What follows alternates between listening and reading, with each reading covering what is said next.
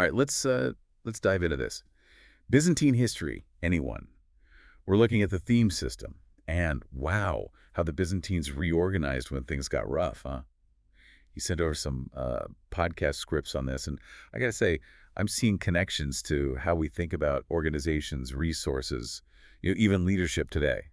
Yeah, you hit the nail on the head. The theme system, it really shows how, well, when you're backed into a corner, sometimes that's when the best ideas come out. Think about it. 7th century Byzantine Empire, they're getting hit from every Oh side. yeah, Arabs, Persians. I read about the Slavs too. Exactly, and their old ways of defending themselves totally breaking down. So full-blown crisis mode. I mean, what's the typical Yeah. response? Just pour more money and soldiers into the problem. That's the old playbook.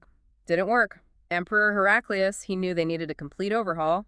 Gotta hand it to him, that's how we got the theme system. So not some like, brilliant strategy they had waiting in the wings. This was out of necessity. You could say that. It really shook things up. Power shifted dramatically. Instead of everything run from Constantinople, the capital, they created these, well, themes. Themes, like mini kingdoms. Think of it that way, yeah. Each one had its own military governor, strategos. Decentralization. I'm seeing it. Give power to the locals, the whole empire becomes more responsive. Smart. But I'm guessing it wasn't just about drawing new borders, right? Right. Themes, they weren't just demilitary. It's kind of a two-for-one deal, military A&D administration. Wait, so like the general was also doing paperwork. What all did that cover? Everything for that region. Taxes, law enforcement, resources, you name it.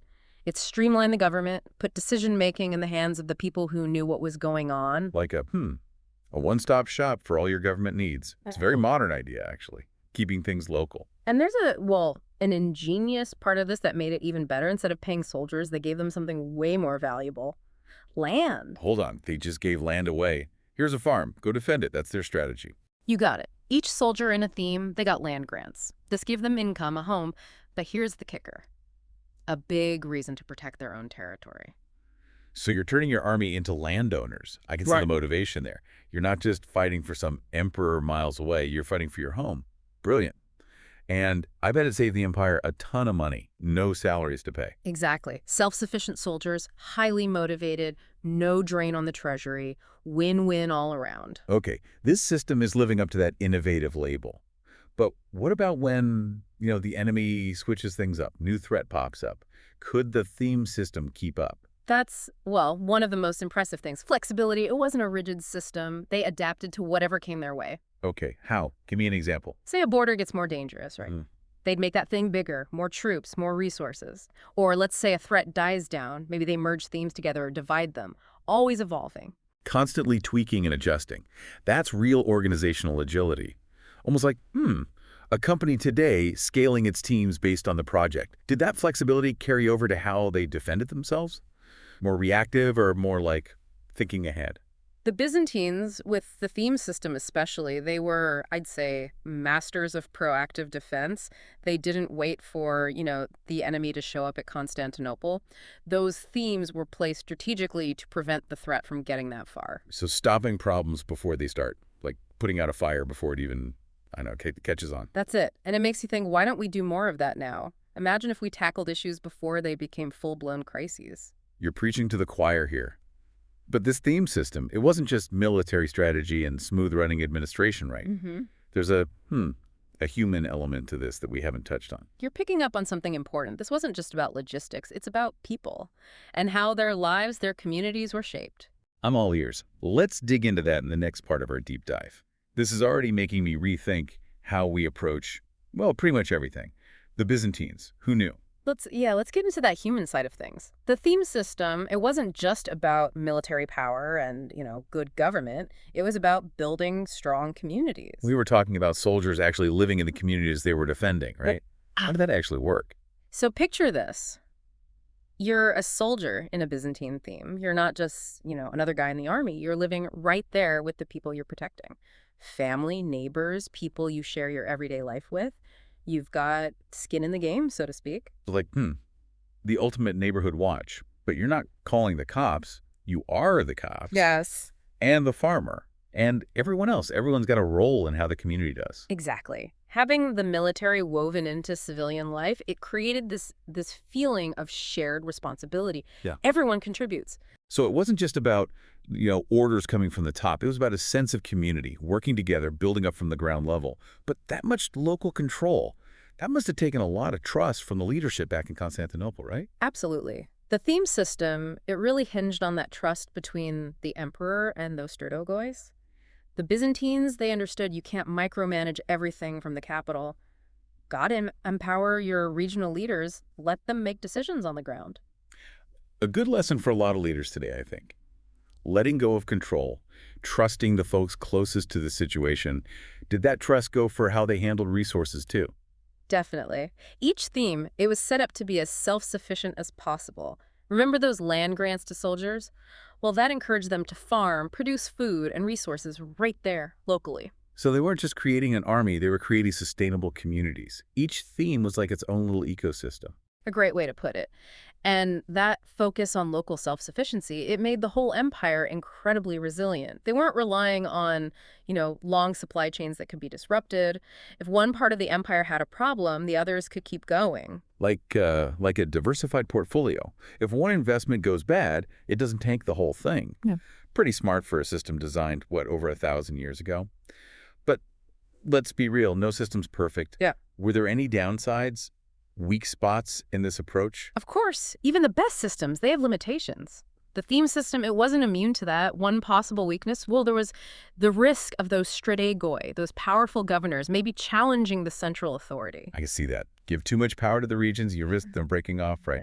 The empire could splinter. Precisely. It's a balancing act, really. Any decentralized system has to deal with that tension. But the Byzantines, they had ways to try and keep that in check. They would rotate stratego between themes so no one person built up too much power in one place. Clever. So they knew decentralization had its risks and tried to head them off. What about economic weaknesses? We talked about those land grants being key, but what happened when, the empire hit a rough patch financially? That was another vulnerability. If the economy went south, it became tough to keep up with those land grants. And no land grants, well, the soldiers lose that motivation to defend their land. Like pulling out that bottom block in a Jenga tower, suddenly the whole thing gets shaky. Exactly. And over time, as the Byzantine Empire faced economic problems, they started leaning more and more on mercenary soldiers. Which I imagine weakened that whole community aspect of the theme system. Right. Mercenaries, they don't have that connection to the land, to the people. Spot on. That shift to mercenaries, it was a sign the theme system was starting to, break down. It was moving away from those core principles. But even as it declined, there's a lot we can learn from it. I'm thinking about that proactive defense idea. The Byzantines, they didn't just react to threats. They tried to stop them from becoming huge problems in the first place. Thinking ahead, long-term planning, powerful stuff. It really is. They strategically positioned their themes, their armies, their leaders to prevent things from spiraling out of control. It makes you wonder why we don't see more of that kind of thinking these days. We're always putting out fires, not stopping them before they start. The theme system, it shows us there's a different way, and that a lot of times preventing problems is better than trying to fix them after they've blown up. So, proactive thinking check. Yeah. What other lessons can we take away from this fascinating system? Well, the theme system, it wasn't just about military strength and efficient administration. It was about building strong communities, that sense of shared purpose and belonging. Right, how the soldiers lived right there with the people they were protecting. It wasn't just defending a piece of land.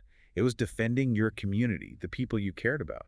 And that sense of community, that shared identity, that was crucial to the theme system's success. People were willing to fight for something bigger than themselves, for the well-being of their community. It reminds us that even the best systems, the smartest strategies, it all comes down to people in the end. And finding ways to connect with each other, find that common purpose. Well, we've really dug deep into this Byzantine theme system, seeing its strengths, its weaknesses, and how it finally, faded away. But what's really stuck with me are those lessons we can still take from it today, centuries later. Yeah, it's amazing. The theme system, it's like this treasure trove of knowledge for anyone who's into leadership, organization, Yeah.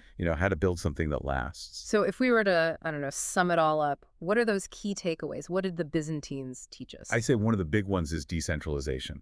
The Byzantines, they understood a system that's only as strong as its weakest link. Give local leaders power, let them make decisions, you end up with a structure that's way more adaptable, way more resilient. Instead of, like, the top-down approach, they knew the value of local knowledge, local decision-making. That's a good lesson, especially now, with everything so complex. It is. It doesn't matter if we're talking about businesses, governments, or even just, community groups. We got to think about how to put decision-making power in the hands of the people who are closest to the action. Right, the people on the ground, they often have the best grasp of the problem, A&D the solutions. And the theme system is like this perfect historical example of that in action. What else jumps out at you? Self-sufficiency, big one. The Byzantines, they knew how important it was to build systems that could, well, sustain themselves, that weren't dependent on outside factors. Those land grants to the soldiers, that's a prime example. They weren't just giving out a paycheck. They were giving them a way to create their own livelihoods, to become invested in their community's success. Exactly. Built-in incentive to invest in the local community. And the more self-sufficient a community is, the more resilient it becomes. Makes you think about how we can apply that today, right? More resilient communities, more sustainable practices, less reliance on, I don't know, global supply chains that could break down. Yeah, the theme system, it really gives you a lot to think about in that respect. But for me, the most unexpected takeaway was that proactive defense idea. They weren't just responding to threats. The Byzantines were actively trying to keep them from blowing up in the first place. Powerful concept, and you're right, we don't see it much these days. The Byzantines, they got the importance of thinking long-term, strategically placing your resources, empowering your leaders to act. Like they were, I don't know, playing chess. Always thinking a few moves ahead, anticipating what the other side will do. But so often it feels like we're playing checkers, reacting to each move as it happens, not thinking strategically about the bigger picture.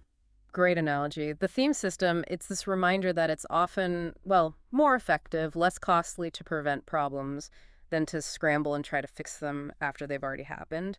So we've got decentralization, self-sufficiency, proactive thinking. Pretty powerful takeaways. But there's one more piece we can't forget, that social dimension of the theme system. Couldn't agree more.